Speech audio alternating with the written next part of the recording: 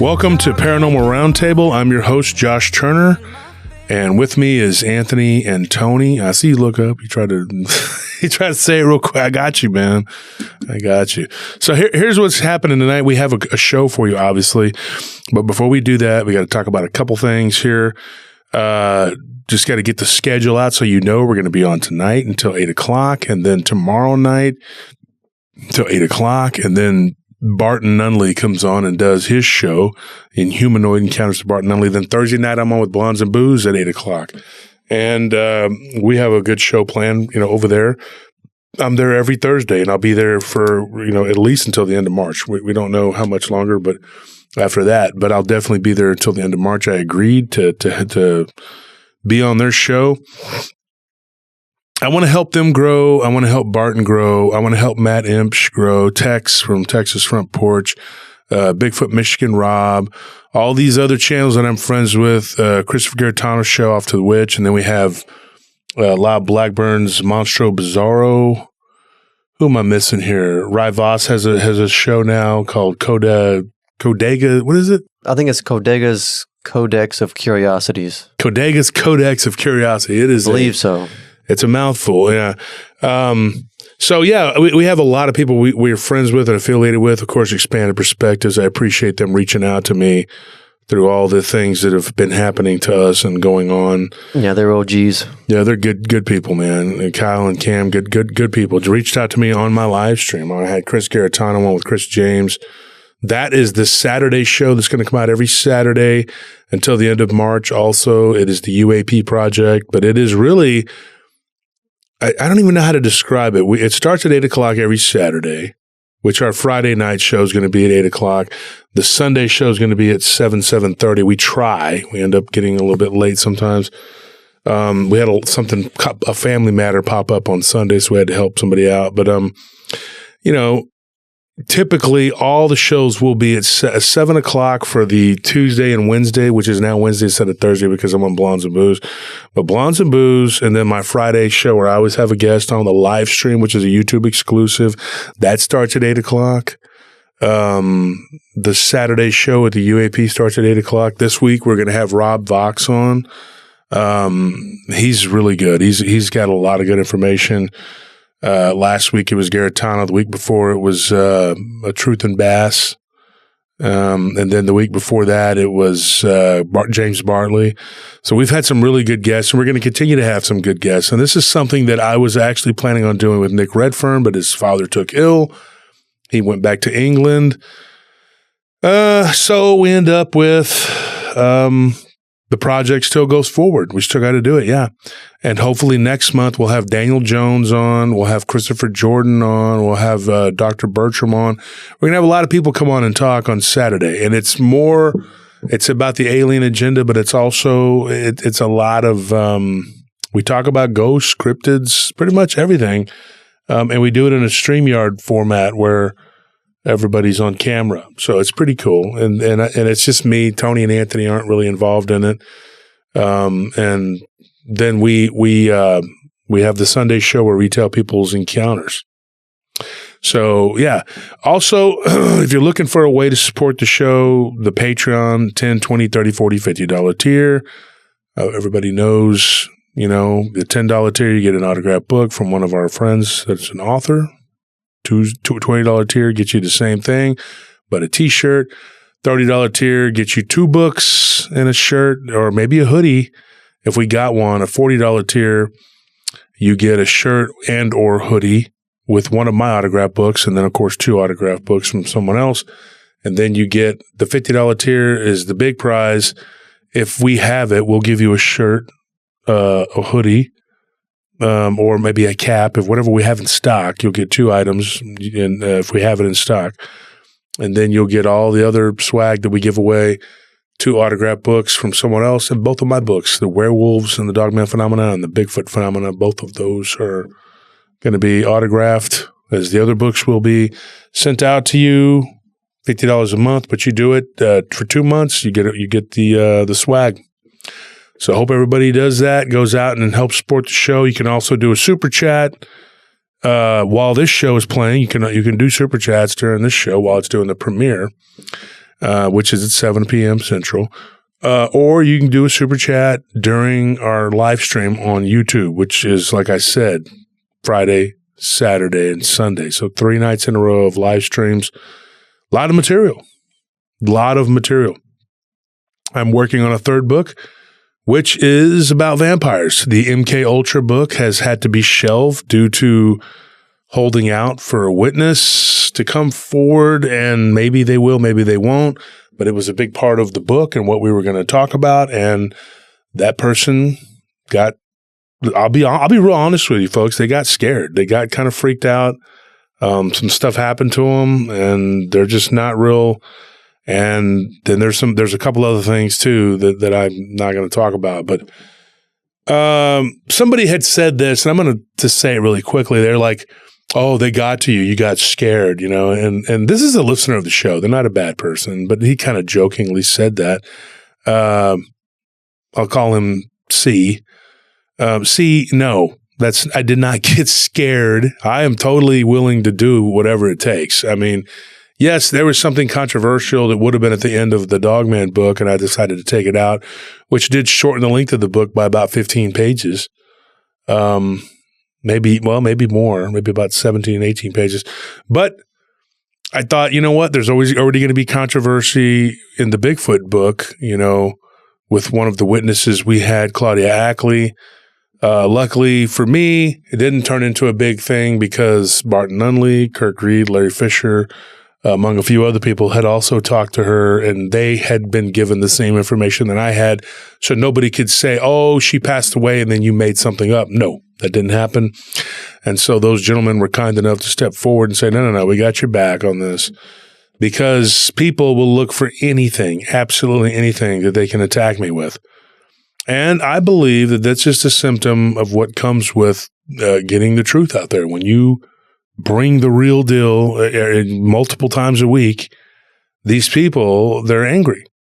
One, they're jealous. They can't do what we do, which has led to the attacks. We've been under constant, nonstop attack from several different people in this field since the conference. It started literally 4 or 5 days after the conference, and it just has never let up. It's been just nonstop attack after attack after attack. And it's not as simple as block and delete because there's a bunch of fake accounts. I've already explained it. And there's been some really, really bad things happening, nasty things being said and done. And we've weathered the storm. And we continue to weather the storm. And one is a very large YouTuber who's been trying to bully us, but he's not been successful. He's just been spinning his wheels with hate. And hopefully he'll come to his senses and leave us alone. So I'm sorry that that's going on, but it hasn't slowed us down. Our growth has continued and even gotten better. And we have gotten a lot of support from the good people in the community. So ignore these people as best you can. If they say something to you because they have said things to our listeners, just ignore them. Stay away from their channels and their toxicity. And we'll do and continue to do what we do and what we've been doing. And that's bring you the best we can. The music is coming out left and right. We have the new song ready to go. It's going to be uploaded to Paranormal Sound Table on YouTube, right, Anthony? Yeah. It just got finalized today, and I'm going to be uploading it to our distributor tonight. It usually takes 3-4 days on average, but it can take even longer. But every other song I've uploaded to them, they've distributed it within 4 business days at least. So, and we are dropping them kind of in twos. There'll be one, and then a couple days later another one, and then there'll be a lull. And these 2 that are coming out are The Mummy's Curse, right? Yeah, The Mummy's Curse and La Llorona. And then the next 2 will be a song called Bear King. The Bear King, which is mine. That's the one I helped write. Yeah. And then I'm proud of that one. So hopefully it comes out good. Nellie's been the main person that writes these. And it's no AI generated fake baloney. This is her writing the songs. The music is her ideas, everything. It's all her. And we have people that sing the songs. Where there's talk of me singing one of the songs. I don't know if that's going to happen. I don't know if I'm up for it. But we'll see what happens. I might do it. I've been told I have a halfway decent, not so ugly voice, but wow, what a compliment! Exactly. Nobody said, if it hey, sucks, we can just auto tune it and make it sound like you can sing. Yeah, we'll see what we can come up with. But the Bear King, I'm excited about. That's a local legend here about the Bear King, and then we have a few other songs that are going to be coming out. We have one that's in the works. It's about the Black Dog, and then we have another one that is Bigfoot, and then there's I'm trying to remember the other one that's already written.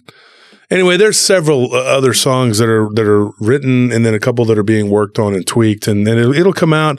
By the time it's all said and done, there should be about a dozen songs. And this was all based on poetry that Nelly had written a long time ago, and she went in and redid them. And it's going to be really cool once it's all done. It's going to be kind of like monsters, and ghosts. One of the songs is about a vampire rising. Then The Change, which is a werewolf song. Night Visitors, and that's about alien abduction. And then, of course, A Haunted, which is about ghosts. So those songs are sung by different people. La Llorona was actually sung by Violet Helms, just like she's the one that sung the ghost song and the alien abduction song. So that's something to look forward to. It's going to be really cool when they come out. I'm really happy, and I'll be playing them on the live stream, premiering each one on the live stream. And then you can go to Paranormal Sound Table and check them out. Also, I'm starting to accept friend requests again on Facebook, so go ahead and send me your friend request, but let me know that you're a friend of the show. Instagram, Josh Turner 940. That's the way you get a hold of me on Instagram. And Josh Turner at prtpodcast.com. Send me your stories. And Tony, you want to give them your coordinates? Yeah, you can find me at PRT Mushu on both Facebook and Instagram. Just look up PRT Mushu. I've been putting some stuff up there, like little knickknacks I've been making while we do these shows.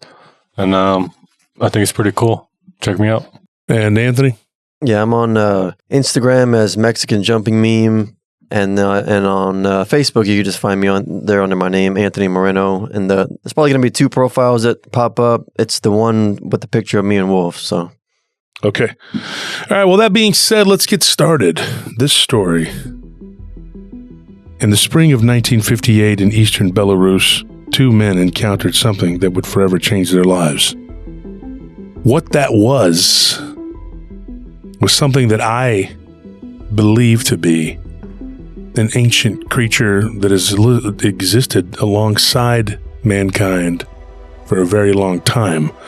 And I do believe in its existence, and a lot of people will say it's not true. Most of the time when someone gives me a story and they say that they saw one of these beings, they don't always give a description as, hey, this is what I saw, this is what it was. It was this particular creature, and they give it a name. No, most of the time they just tell us what they saw, and then we sort of put the label on it. This one was told to us as this is what it was. They believe this is what it was. This is a horrifying story that was given to me by a man of Belarusian descent. He came here when he was 3 years old. He's older than me now, and his dad, his father, is 87 years old. In 1958, when he was 21, he was walking home, his name is Mikhail, with his best friend, Sava.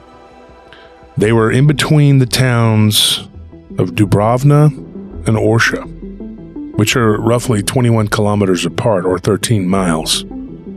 They were about 3 miles west of Orsha, and they were headed about 4 miles east of Dubrovna. So they had about a 6-mile journey. So they began to walk home.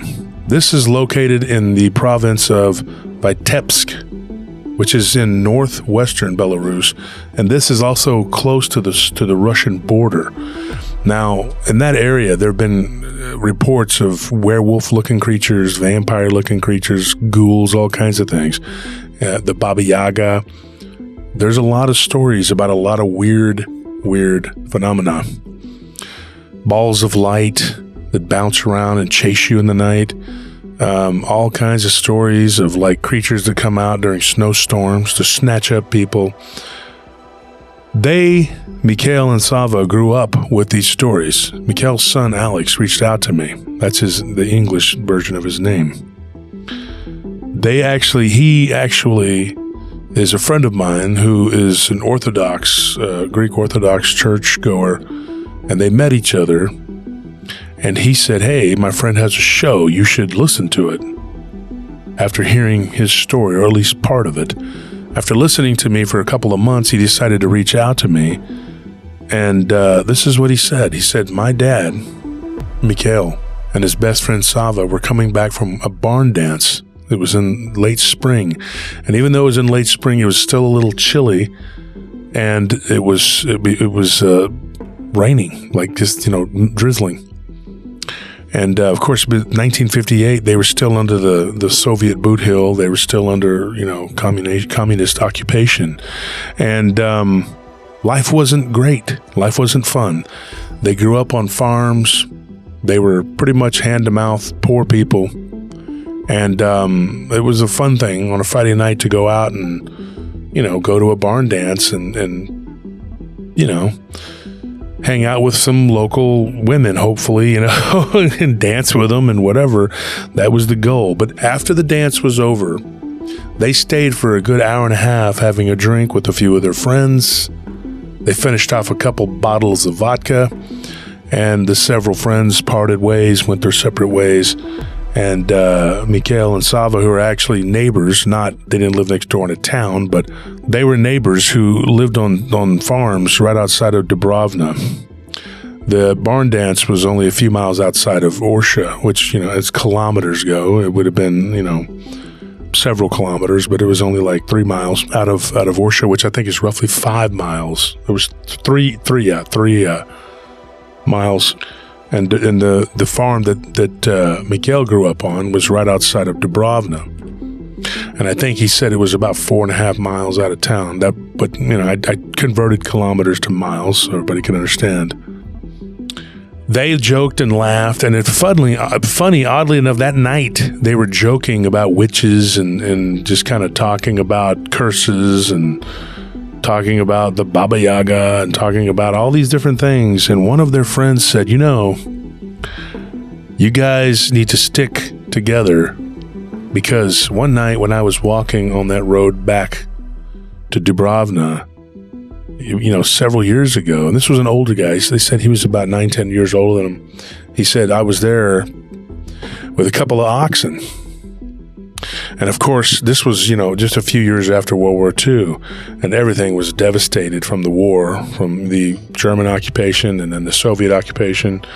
And he said that it was a mess. And he said, but I was walking home with an ox cart. He goes, I had come to the market to sell, our stuff.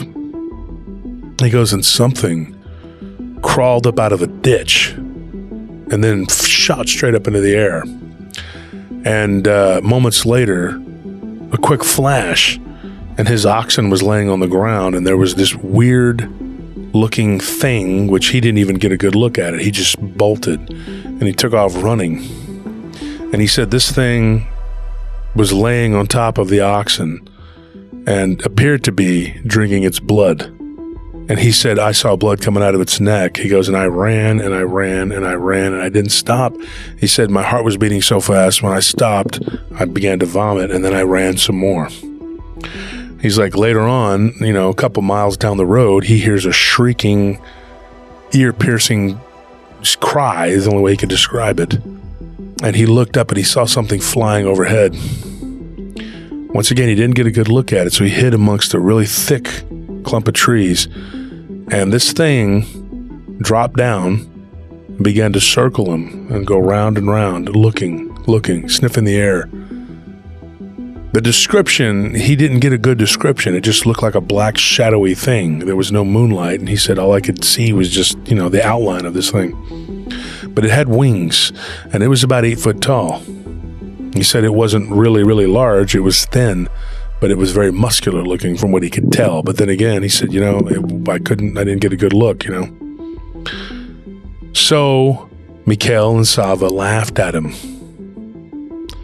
Their friend Vasily, they said, "You've had too much to drink. Nice story. I think we'll be fine." And so they said their goodbyes. They hugged their friends, and they took off. They knew the owner of the barn, and before they left, he came out with his wife, Inga, and he told them, "Take this," and he handed them a cross.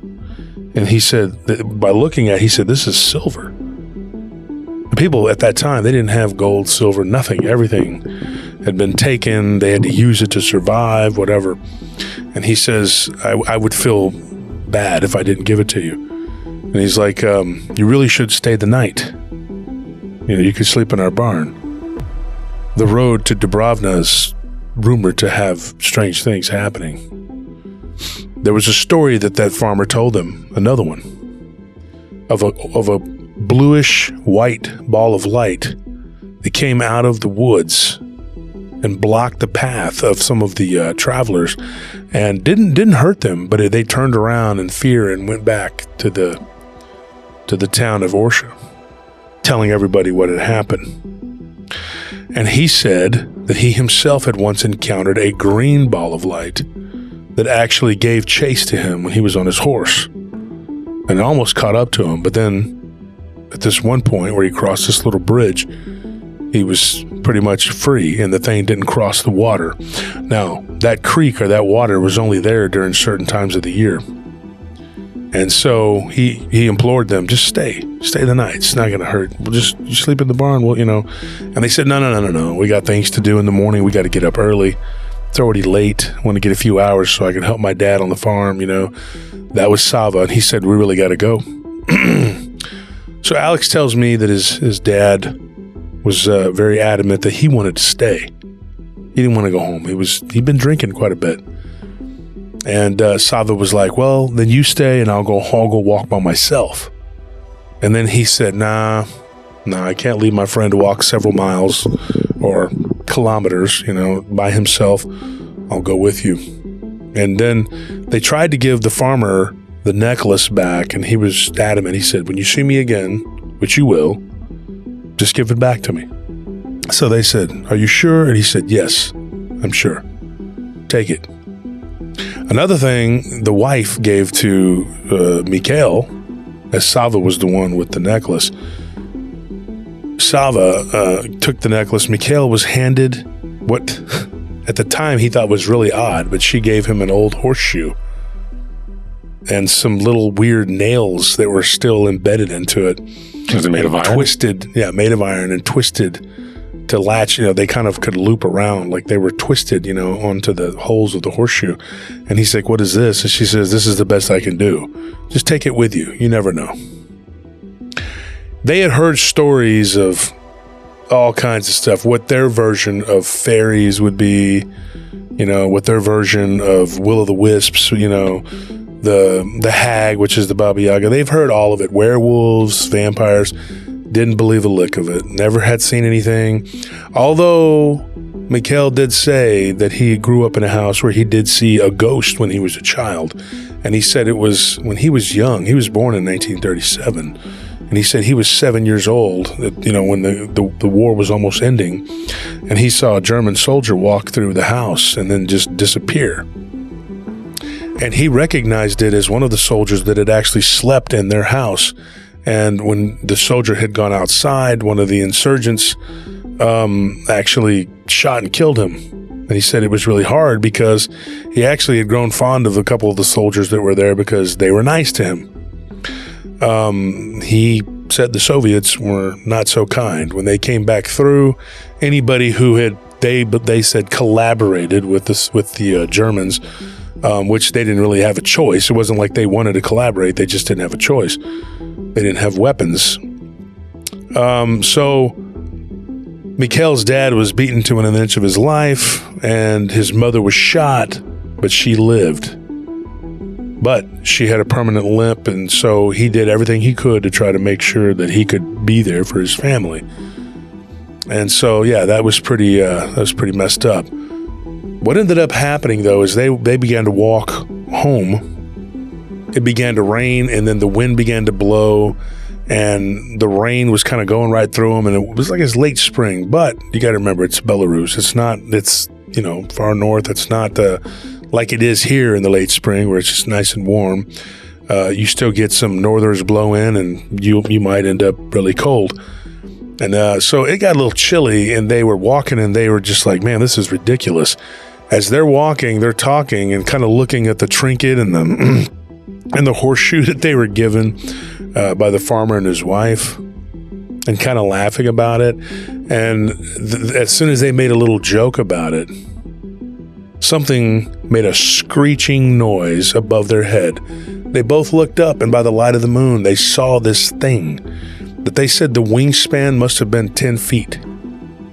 And it was big. And they said it was something that they couldn't recognize as an animal or a bird. There was nothing that big that they could say, hey, this is something. And so they look at each other and they're like, what the heck? But the thing, whatever it was, continued on. About 5 minutes later, they hear the screeching noise and they see it swooping back over toward them. Only this time it's flying a lot lower, and then it flies overhead, and they get a look at it. Not a good look, but they got a look at it, and it looked like a human. Only a deformed human with a really weird-looking mouth with what they can only describe as a set of jagged-looking teeth. And they look at each other, and they were like, what the heck? They kept walking. They get to this one little fork in the road, and to the right, off to the corner in a pasture, is a barn, a dilapidated barn. So they bolted for the barn, and they decided, you know what, we'll make our camp in there tonight, and we're just going to stay in the barn. It's too far to go back. They were like at the halfway point at this point from their destination from where they were at. And so they went into the barn, and what Alex told me, he says, my dad said, he's like, we had nothing to light a fire or to do anything. So we just closed the barn door. There was a latch. We closed it, and we just hoped that whatever that was that we had seen wouldn't mess with us. And then, while they're sitting there contemplating the necklace, Salvo put it on his neck. Mikhail gripped the horseshoe in his hand, and then Salvo says, I'm not used to wearing a necklace. Why don't you wear this? And so Mikhail says, okay. So they switched, and he gave him the horseshoe. He says, I felt a lot more comfortable wearing the necklace. Like he goes, I felt like I was safe. Like maybe it was protecting us. And he goes, and a good 30 minutes goes by. He's like, and nothing, there was no sound. There was nothing. He's like, and he estimated maybe another 30 minutes after they had talked about it. And then they hear something on the roof of the barn. And at first, it was like right above their heads. And when it landed, it was like a thud. They look up and they see like dust coming off of the top of the roof, the ceiling falling down onto them. And then they heard footfall, boom, boom, boom. Walking around, boom, boom, boom. Then at one point on the roof, they hear like this banging, pounding noise. And his friend Salvo asks Miguel, he's like, you think it's that thing we saw? And he's like, I don't know. I have no idea. And so he's like, they're sitting there, they're huddled together, and they're staring up into the ceiling. Then they see a board fall and start to break, and the dilapidated ceiling is giving way. Then they see this head poke in. And they look, and it's dark in there. They can't really see real good, but it was a full moon, so there was some light shining in. There was enough for them to kind of make out what looked like a humanoid feature, a head. And then, whatever, pulled its head back out of the hole and began to walk around the roof of the barn again. And then they heard like a weird screeching noise, and then it was gone. And there was no sound for 15, 20 minutes. At this point, they were walking around the barn trying to find a lantern or anything that could light fire, anything at all that could illuminate this, whatever it was. Next thing you know, they hear a banging noise at the front of the barn, like the front barn doors. and they almost come caving in, and it cracks the wooden slat that they had used to close the door, to lock the doors. Then another kick, and it breaks the wood, is almost completely cracked. And they were like, oh my gosh, what are we going to do? They find a drawer with a small, like what looks like an old desk that was barely able to stand up. They find some matches. They find a lantern, there was like 3 or 4 of them sitting there. They lit one of them, and it worked. And it was by the grace of God. He's like, there was only 3 matches in there. And he's like, they also found like what looked like a key.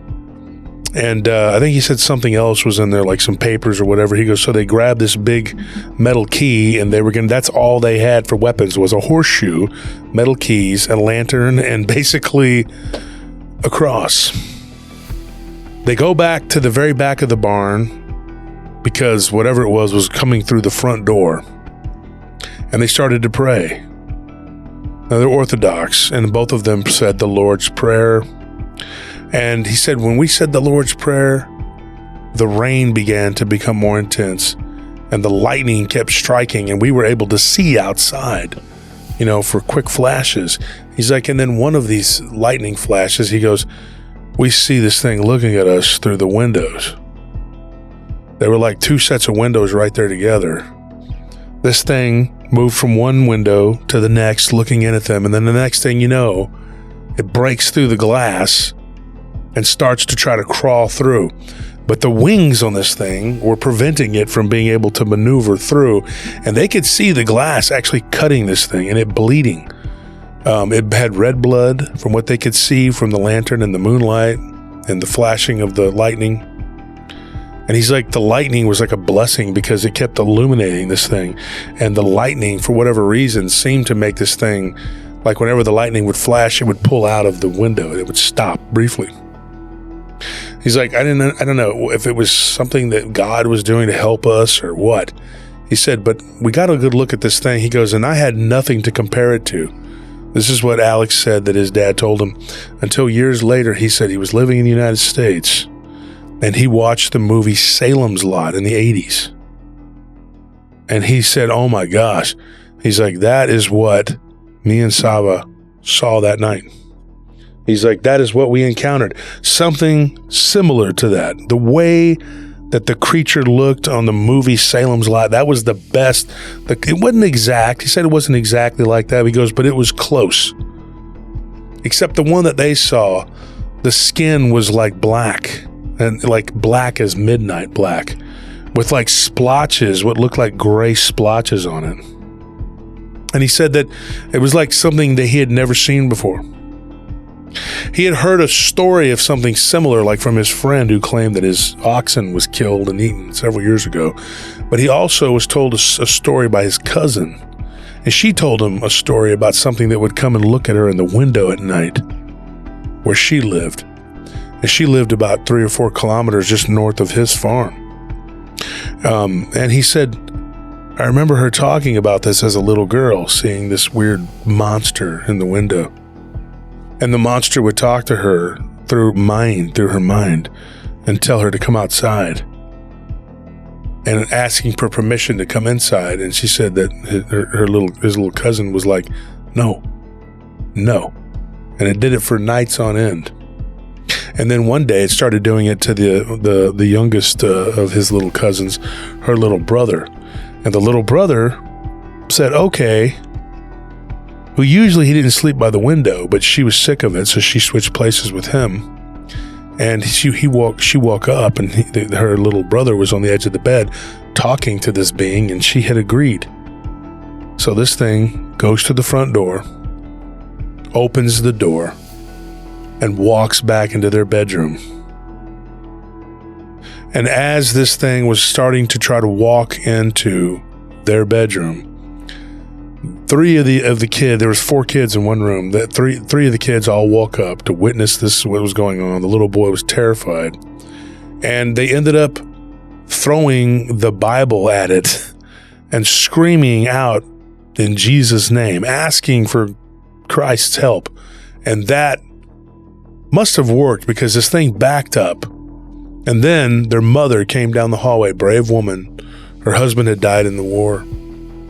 And she comes down the hallway and says, "You have no power here. Get out. Go away. You don't belong here.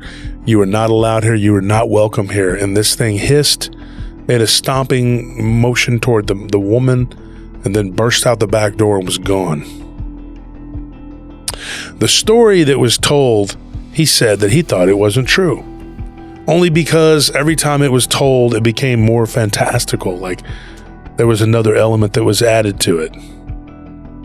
But now he's sitting here confronted with whatever this thing is, and he's thinking, well, maybe this is actually real, and maybe, I was a little too hasty just to ignore and make fun of it. He said I laughed about it, thought it was ridiculous.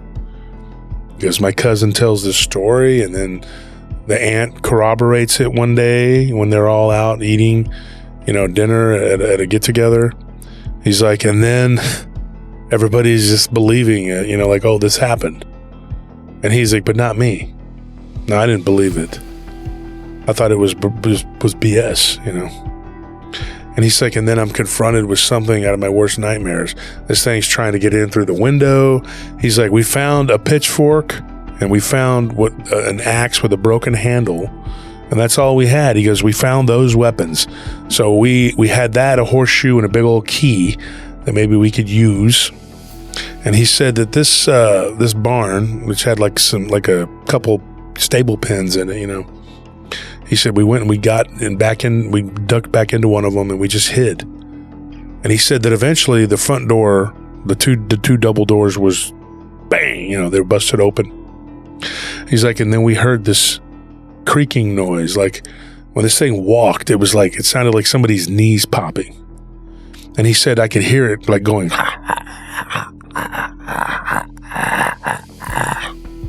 like it was just like that. And I practiced for like days trying to get that right. Whew, I did it. Okay, well, anyways, he said that this thing comes walking through making that noise. And whenever he goes, I couldn't help it anymore. I looked underneath and I saw these weird feet that had 4 toes. The weird thing was that there were 4 toes, but 2 weird looking, which should have been 1 dew claw. There were 2, 1 on each side like spurs. He said, and when it walked, he's like, I could hear this creaking noise. He goes, and then I looked up and I saw its face. And whenever it would turn its neck or its head to the side, there would be a creak, like, a joint popping, He said, as I'm looking up at it, it looks down at me. He said, and then in a flash, it was up underneath the stable door and trying to pull me out from underneath it, grabbing on my jacket, clawing my arm, scratching me up, shrieking loud, so loud. He said, whatever it was, the sound, and we've heard this before about infrasound. The sound was reverberating. Penetrated his body. Yep, penetrating the body, hurting my lungs. He goes, my kidneys, everything, my head. It felt like something was assaulting me with sonic sound. He said he had seen years later, jets flying overhead, and he said they would make this sonic boom. And he said, dude, that's what it felt like. That's what it sounded like, was like a boom. Whenever it began to open its mouth, they could feel and hear these loud blasts of sort of like some sort of like a release of energy coming off of this thing. He said, I never in a million years would have believed that something like this could be real. He's like, but my dad had gone to war and he had fought against the insurgents and he fought alongside the Germans. And then when the Soviets pushed back, he had to switch sides and fight for the Soviets because they were going to kill him. And so his dad said, look, I fought on 2 different sides of a war and I was forced both ways. And he said, the scariest thing that I ever heard was a werewolf story of 2 soldiers that were in a ditch manning a machine gun nest. And they got their heads torn off by what could only be described as a werewolf. And he thought, my dad tells that story. He's like, he didn't witness it, but it was told to him, so he believed it. And he said the reason that he thinks his dad believed this silly story about the werewolf was because the woman that he married, his mother, her dad, which would be his father-in-law, had an encounter. Well, he was really small and he barely remembered it, but his older brothers, and they always talked about this werewolf that would come and was attacking their farm for months until they finally got together with some other farmers and managed to kill it. They nailed it to a tree, and the next day, it was a man. We can get into that story maybe in another time. Maybe in a couple weeks or something, but those stories are pretty interesting. And originally, those were the stories that were given to me. And then this story came about later as I began to talk to him. And he said that my dad has a good story, and I'll see if I can get him to tell it. His dad doesn't speak really good English, and Alex is one of the few people that I know that's about as busy as I am, but he made time to tell me this encounter. So back to the barn, his dad was in the stable with his friend. This thing grabbed him and began to try to pull him from underneath the stable door that they were huddled up in. And his dad said, at that moment, he goes, Sava had a pitchfork, and he went up over the top of the stable door and began to stab at this thing. This thing barely flinched and eventually stopped pulling him after he slammed his head into the door a couple times. He said I was woozy, almost unconscious. And he said that it popped up and tried to fly up over the top of the stable. The thing is, that part of the barn, the ceiling was like kind of caved in. And so this thing could not fit its body over the top of the stable door. There was no way for it to do it. It was just impossible with the wings that it had. And like earlier I said, I don't know what this thing was, but for me, it would be a vampire. And so Alex elaborates later on as to why he believes, and his dad believes, that it's a vampire, and I'll tell you. But for right now, it's just a flying humanoid creature that's trying to attack and kill them. With some really, really nasty looking fangs. And as his friend begins to try to stab this thing with the pitchfork, he said this thing hits the ceiling and part of the ceiling starts to cave in on top of them. So they both had to get out of the way of this caving in ceiling, and this thing just bolted up into the hole that had been made from the ceiling caving in and was gone through the top. That gave them a very brief reprieve to get out of that stable and go across the other side of this large barn. When eventually this thing came back, it was like crawling right back through that hole. And it kind of squeezed in sideways because more of the ceiling had begun to cave in. This thing was a dilapidated building. And he said that this thing just was like standing right in front of them. And at this point, he said his dad told me, he says, this was when I don't remember anything after this point. He's like, this thing smacked me so hard. He said it felt like an iron fist hitting me. And he goes, and I went flying into the wall, hit my head, and I was out. He's like, the next thing I remember, I'm waking up. It's still dark. He's like, and this creature was gone. He goes, and my friend Sava was covered in blood. His blood and the creature's blood. The rest is the story that Sava told Alex's dad. He said, when you went unconscious, he's like, this thing grabbed me and began to choke me. He's like, and I took that key that I had in my coat pocket and I stuck it in its eye. He said this thing shrieked and howled and backed up, and he said its face began to make this weird swirling, looking like it was becoming something else. He's like, and then it went back to being whatever it was. He's like, and when I fell to the ground, he goes, I twisted my ankle and it hurt really bad. He goes, and I crawled I crawled over to where the axe handle was that you had pulled out from underneath the stable door before you went unconscious. He's like, and I took it. And while this thing was regrouping, he's like, I crawled over to it as best I could and got as close as I could with that I felt, comfortable with. He's like, and I swung and I hit it on the foot. At that point, he goes, I saw its foot split apart and I saw it freaking scream. It began to howl. He's like, and it was, it was messed up. It was really weird. He said that when he hit it really hard, this weird black kind of smoke came off the top of its foot. Same thing happened with its eye, where he stabbed it. Now, at this point, Alex, he asked me, he's like, have you heard of stories like this? And I said, actually, yeah, I have. Not necessarily with this vampire like that. I've had vampire stories like the one from Portugal. You guys remember that one? Yeah. And, but yeah, these people get confronted with these flying creatures, whatever they are.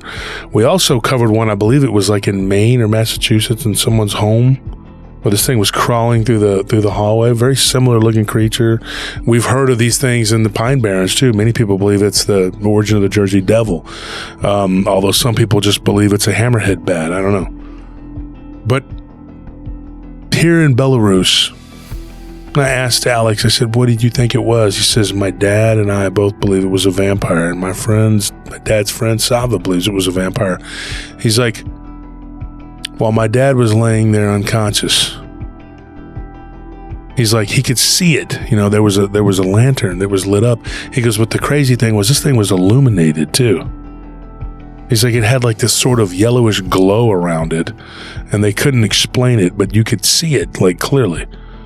And he's like, they didn't see it like that when it was flying overhead. They could barely get a good look at it. He's like, and he goes, I took the axe that I hit it on the foot with. He goes, and then I hit it in the leg. And the legs were weird. They weren't like a human's legs at all. They were like, they had near the knees these kind of pointy bones that came up on either side of it, kind of jutting out. But they were flesh colored, like these nodules that were almost like pointy bones that were covered in flesh. And he said it was just a weird looking creature. And he said that at that point, he goes, I didn't know what else I could do. He goes, I tried hurting it. It backed up. It held its leg. It looked at me.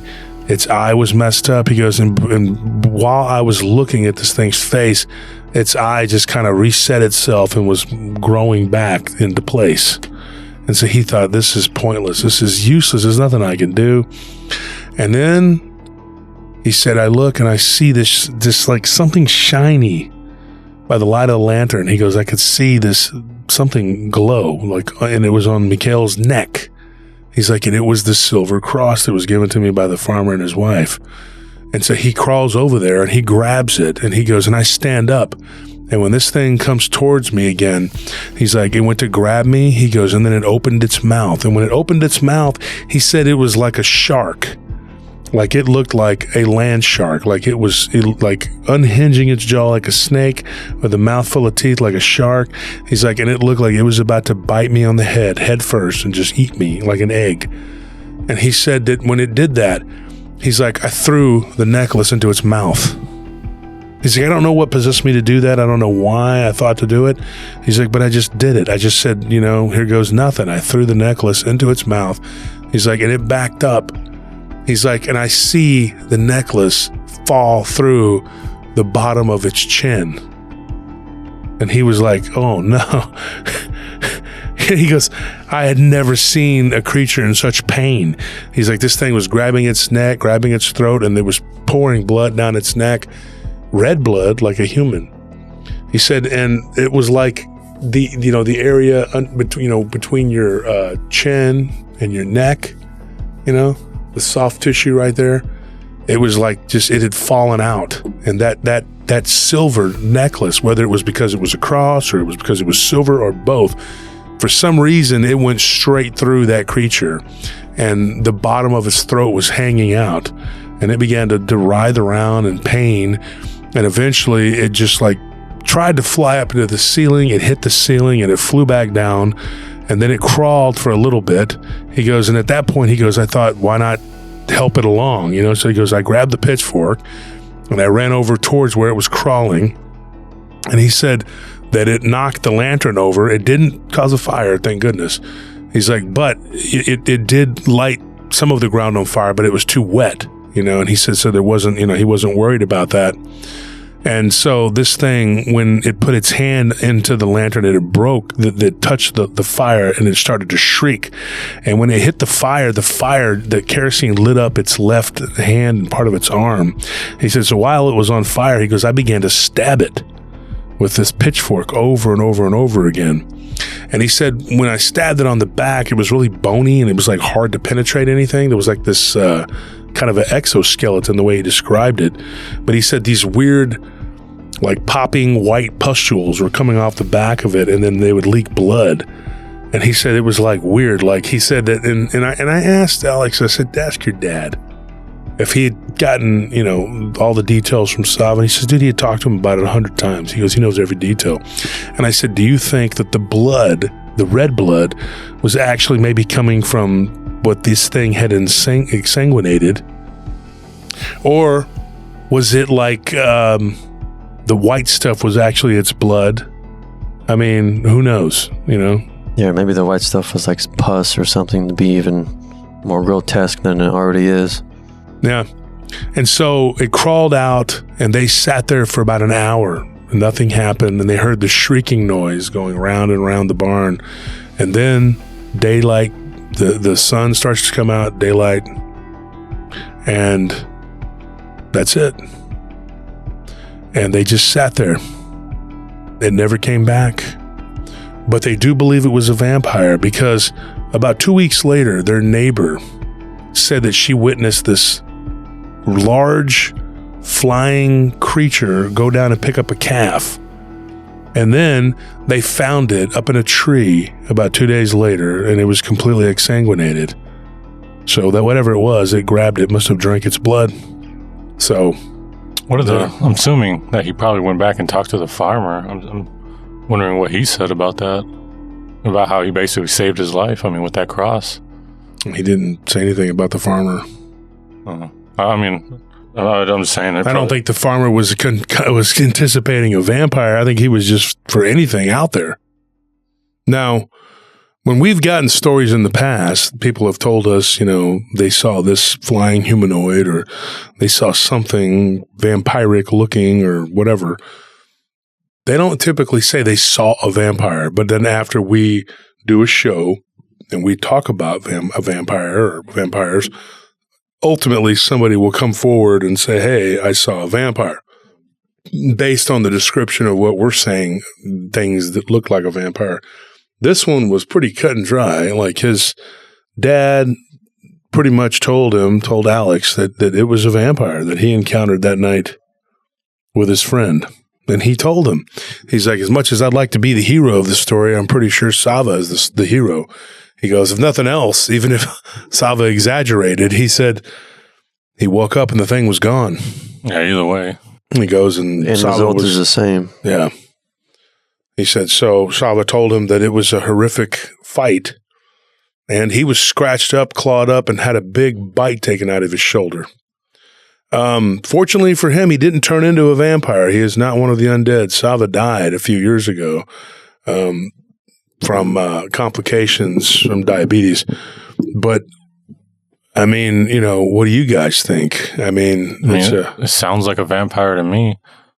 I think it attacking, I think part of it was, and I'll go back to this part. He said that when after this happened, he went to his little cousin, who he had made fun of for years, you know. He said over a dozen years I'd been making fun of her about it. And he said, I'm sorry for making fun of you.